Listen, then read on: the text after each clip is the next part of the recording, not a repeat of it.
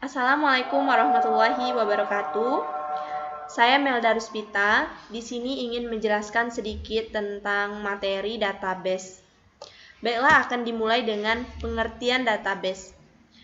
Dalam basis data, kumpulan informasi disimpan di dalam komputer secara sistematik, sehingga dapat diperiksa menggunakan suatu program komputer untuk memperoleh informasi dari database tersebut.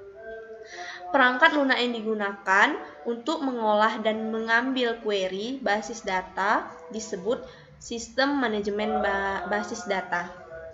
Nah, database itu terdiri dari dua penggalan kata, yaitu data dan base, yang artinya berbasiskan pada data, tetapi secara konseptual database diartikan sebuah koleksi atau kumpulan data-data yang saling berhubungan atau relation. Nah, disusun menurut aturan tertentu secara logis sehingga menghasilkan informasi. Kemudian ada komponen dasar basis data. Yang pertama itu ada data. Nah, data ini mewakili suatu objek yang direkam dalam bentuk angka, huruf, simbol, teks, gambar, bunyi, atau kombinasi. Yang kedua ada software. Nah, software ini sebagai perantara pemakai dengan data fisik pada basis data. Yang ketiga ada hardware, peralatan atau perangkat keras komputer yang digunakan untuk mengolah sistem basis data. Yang terakhir ada user atau pengguna. Nah, pengguna ini ada tiga. Yang pertama sistem engineer, yang kedua administrator basis data, yang terakhir ada programmer. Selanjutnya ada istilah-istilah dalam basis data. Yang pertama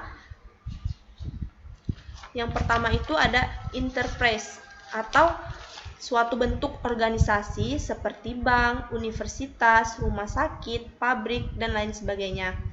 Data yang disimpan dalam basis data merupakan data operasional dari suatu enterprise. Contohnya data keuangan, data mahasiswa, dan data pasien. Nah, yang kedua ada entitas atau objek organisasi. Nah, contohnya itu ada nasabah, simpanan, hipotek, dan lain-lainnya. Yang ketiga ada atribut atau elemen data dari karakteristik dari suatu entitas. Yang keempat ada nilai data atau isi dari data tersebut. Isi data atau informasi yang tercakup dalam setiap elemen data.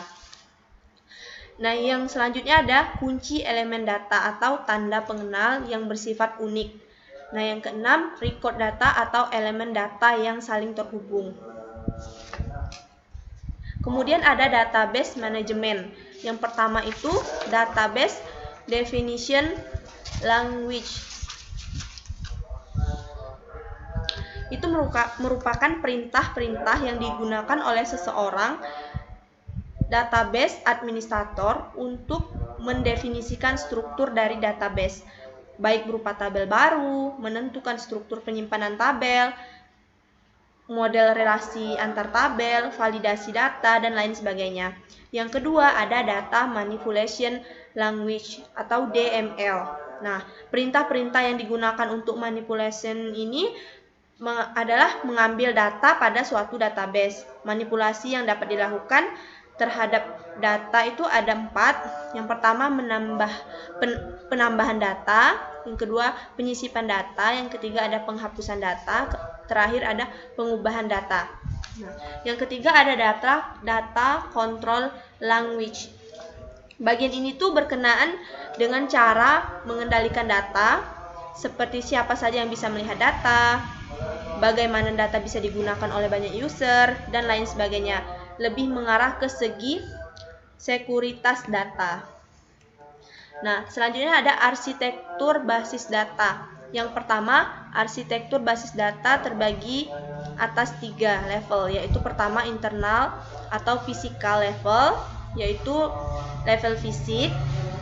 Yang kedua ada eksternal atau view level, ini merupakan level konseptual. Yang ketiga ada level user atau level pengguna.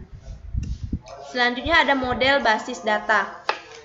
Yang pertama itu model data berbasis objek. Nah, ini menggunakan konsep entitas, atribut, dan hubungan antar entitas. Yang kedua ada model data berbasis record. Nah, itu ada terbagi 3, yaitu model data relasional, kedua model data hierarki, dan selanjutnya model data jaringan. Selanjutnya ada bahasa query formal dan komersial. Bahasa query itu yaitu pernyataan yang diajukan untuk mengambil informasi dalam bahasa query. Ini adalah bahasa pada model data relasional yang dibagi menjadi 2, yaitu bahasa query formal.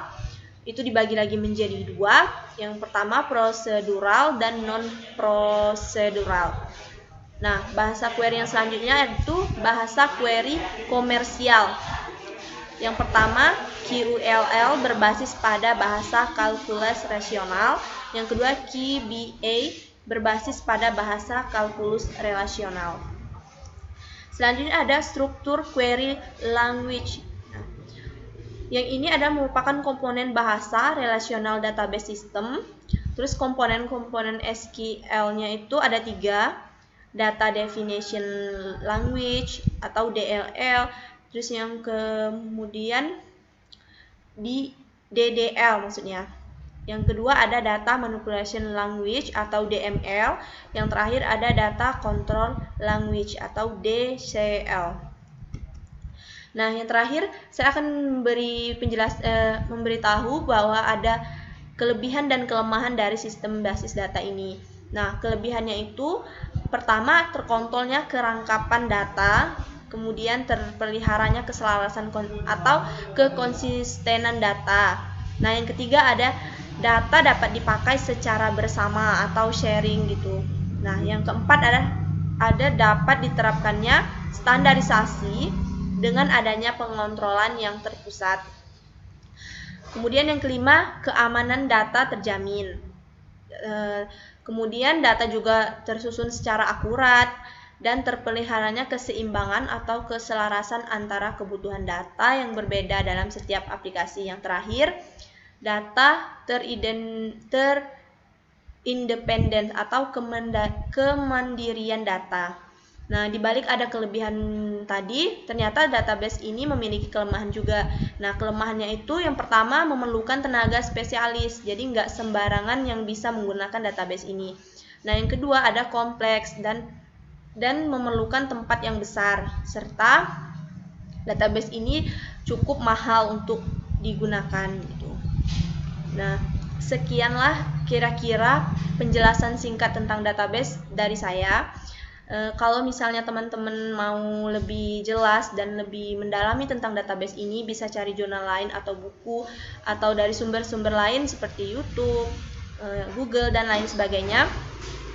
Nah, lebih dan kurangnya atas penjelasan saya tadi saya mohon maaf, dan saya ucapkan terima kasih atas perhatiannya.